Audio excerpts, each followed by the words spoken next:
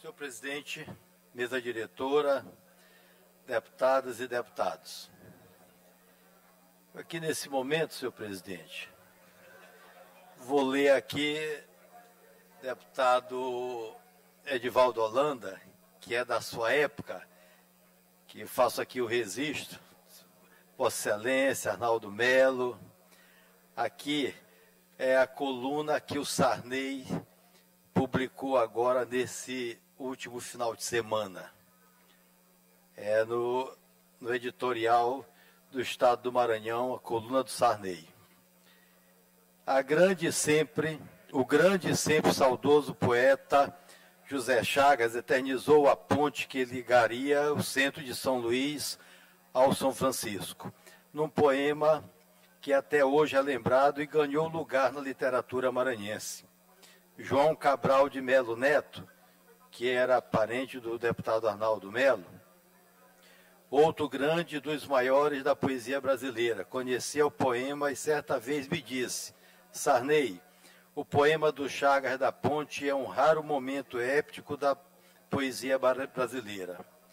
É que a ponte, mesmo antes de existir, era motivo de propaganda dos governos que me antecedeu o governo do José Sarney. E a ponte não existia, mas era real na comunicação daqueles governos.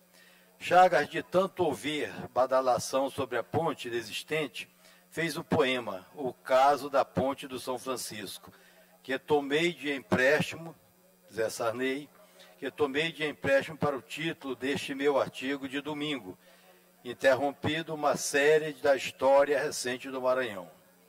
O motivo é que a ponte, que não existia, mas que quando o governador tornei realidade, agora em 2019 completou meio século, 50 anos, data redonda, e as datas redondas são mágicas.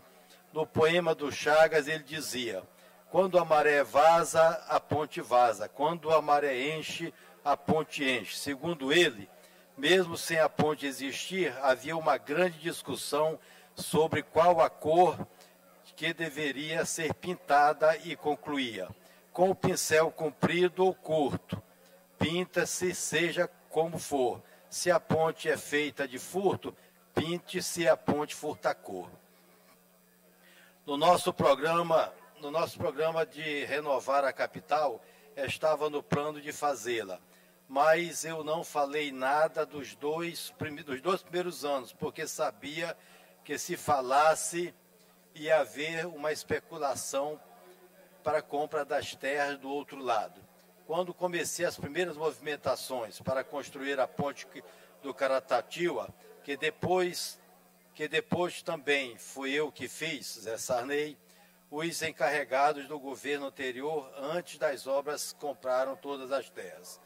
No São Francisco, só o engenheiro que previu que a ponte era a expansão natural da cidade, a primeira coisa que fiz foi comprar as terras para o Estado, onde possivelmente seria localizada a ponte. Eu e ninguém ressalta isso, na seriedade e honestidade com que administrava. Guardei o segredo e procurei comprar todas as terras do outro lado para o governo do Estado, isto é, o IPEM e outras instituições. E só depois da transação feita pelo advogado Kleber Moreira com o antigo proprietário da fábrica Camboa, Francisco Aguiar, anunciei a ponte. Alguns amigos meus ficaram zangados e me cobraram que eu tinha avisado para que eles fizessem um grande negócio. Assim sempre me comportei como homem público. Então corremos contra o tempo. Em 2 anos fizemos o projeto e construção.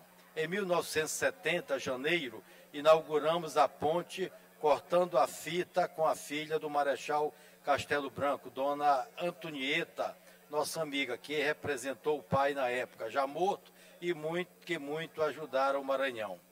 Essa ponte, a que lei proposta pelo governador Dino, deu o nome de José Sarney, mudou São Luís. preservou a cidade velha e construímos em 50 anos na margem esquerda do Rio Anil uma nova cidade, que hoje tem 300 mil habitantes, moderna, bonita, com acesso às praias. Assim posso dizer, José Sarney, assim posso dizer, fundamos uma nova cidade, a São Luís Moderna, hoje uma das mais bonitas do Nordeste.